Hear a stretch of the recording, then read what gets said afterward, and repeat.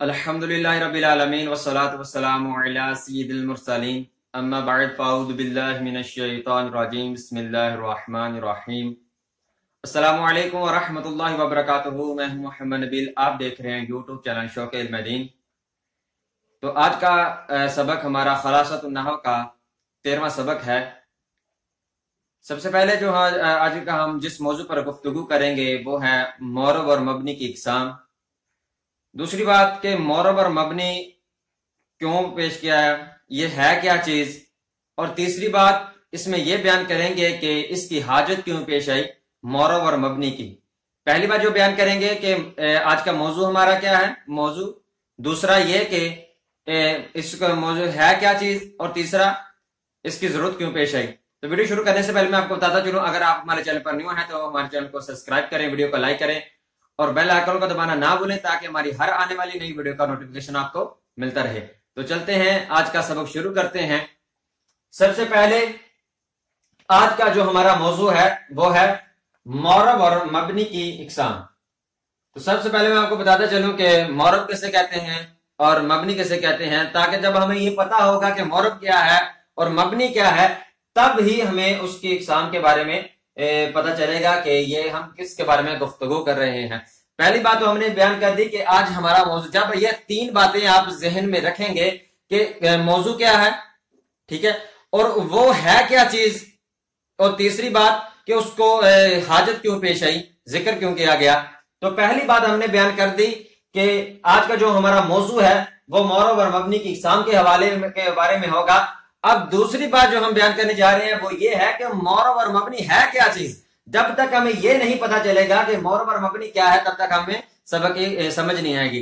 तो सबसे पहले बताते चलूं कि कहते हैं कि जिस इस्म का आखिर आमिल की वजह से तब्दील हो जाए उसको क्या कहते हैं, उसको मौरब कहते हैं। जिस इस्म का आखिर आमिल की वजह से कोई भी आमिल आ जाए, वो क्या करे, इस्म का आखिर तब्दील कर दे, तो उसको क्या कहते हैं, उसको मौरब कहा जाता है। और कहते हैं कि मबनी किसे कहते हैं, कहते हैं कि मबनी वो होता है जिस इस्म का आखिर आमिल की वजह से तब्दील ना हो बल्कि पहले की तरह रहे, उसको क्या कहते हैं, उसको मबनी कहा जाता है। तो हमने दूसरी बात भी बयान कर दी कि क्या पहला कि हमारा मौजू क्या था, मौरब और मबनी की इकसाम, दूसरा ये है क्या चीज वो भी बयान कर दिया। अब तीसरी बात कि इसकी हाजत क्यों पेश गई, इस सबक को क्यों पेश किया गया। सबसे पहले कि इसकी हाजत इसलिए पेश आई कि जब कोई आमिल आता था उस इस्म के राब को तब्दील कर देता था, ठीक है, जैसे कि जा ज़ैदुन आया, ठीक है, राई तो ज़ैदन आया, तो जैसे जैसे आमिल आते रहे, ठीक हो गया, इसी तरह इस्म का क्या होता रहा, राब तब्दील होता रहा। तो देखने वाले जो थे नहव के लिखने वाले, ठीक है, वाजे, उन्होंने गौर व फिक्र कायदा बनाया कि इसको नाम क्या दें, जो इराब तब्दील हो रहा है, इराब चेंज कर रहा है आमिल की वजह से, उसको नाम क्या दें, किस चीज का। तो जब उन्होंने देखा आमिल की वजह से क्या हो रहा है, इराब तब्दील हो रहा, तो उन्होंने उसको क्या दिया, मौरब का नाम दे दिया। और देखा जब राब आमिल की वजह से राब तब्दील नहीं हो रहा इस्म का, तो हम उन्होंने क्या किया, उनका मबनी का नाम दे दिया। तो अब हमें कैसे पता चलेगा कि मौरब और मबनी में कैसे फर्क करना है, ठीक है।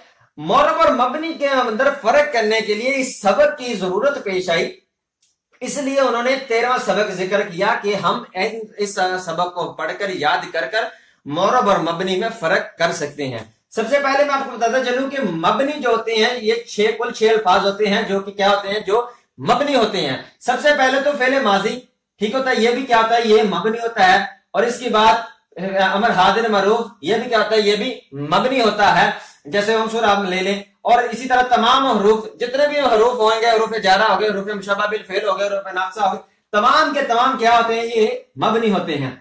और इसी तरह जुमला जैसे बकरुन काइमुन, ठीक है, ये भी क्या होता है, ये भी मबनी होता है। और इसी तरह इसमें गैर मुतमक्किन हुआ हादा, ये भी क्या होते हैं, ये भी मबनी होते हैं।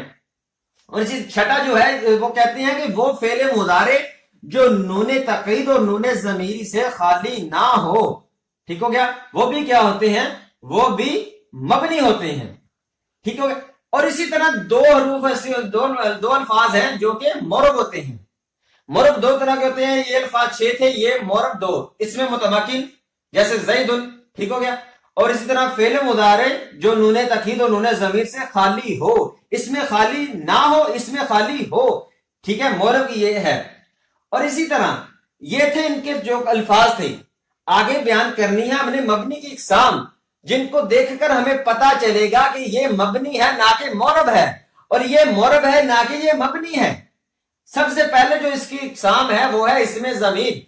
इसमें जमीर जब होगा तो हम उसे क्या कहेंगे, उसे हम मबनी कहेंगे, मोरब नहीं कहेंगे, क्योंकि मबनी, इसमें जमीर मबनी की इकसाम में से है। जैसे हुआ, अंता, आना वगैरह, ये क्या है, जमीरें हैं, ये मबनी है। इससे आगे आता है इसमें इशारा, इसमें इशारा आ गया, ये भी क्या है, ये भी मबनी है। हादा दालिका वगैरह, जब भी ये इसमें इशारा हादा दालिका वगैरह आएगा, ये क्या होगा, ये मबनी बनेगा ना कि मोरब। इससे आगे आता है इसमें मौसूल, जब भी इसमें मौसूल आ जाए, जैसे कि इसमें मौसूल में आता है अल्लाह दी, अल्लाह दानी वगैरह, ठीक है, अल्लाह ती वगैरह, ये क्या होते हैं, ये इसमें मौसूल है और ये भी मबनी होते हैं।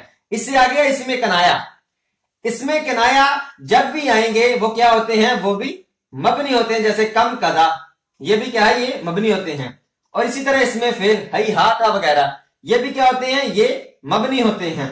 इसमें जर्फ, जब इसमें जर्फ क्या होते हैं, इसमें जर्फ आ जाए इज, इजा, ये भी क्या होते हैं, ये भी मबनी होते हैं। और इससे आगे आता है इसमें इस्तफहाम, आईना, मता वगैरह, ये भी क्या होता है, ये मबनी होते हैं। और आखिर में आता है इसमें शर्त, मन, मा, ये तमाम के तमाम जो 8 इकसाम है, ये किसकी हैं, मबनी की हैं।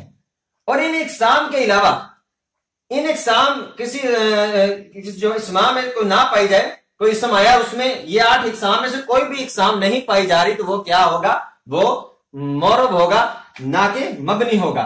जब भी हम देखेंगे इन इकसाम को मद्देनजर रखते हुए इसम में देखेंगे, तब हमें जाके पता चलेगा कि ये मोरब बन रहा है या कि मबनी बन रहा है। यह था हमारा आज का सबक, जो हमने मोरब और मबनी के इकसाम के हवाले से पढ़ा। अगर आपको आज की वीडियो अच्छी लगी हो तो प्लीज हमारे चैनल को सब्सक्राइब करें, वीडियो को लाइक करें और बेल आइकन को दबाना ना भूलें, ताकि हमारी हर आने वाली वीडियो का नोटिफिकेशन आपको मिलता रहे। तो तब तक के लिए हमें इजाजत दीजिए। अल्लाह हाफिज।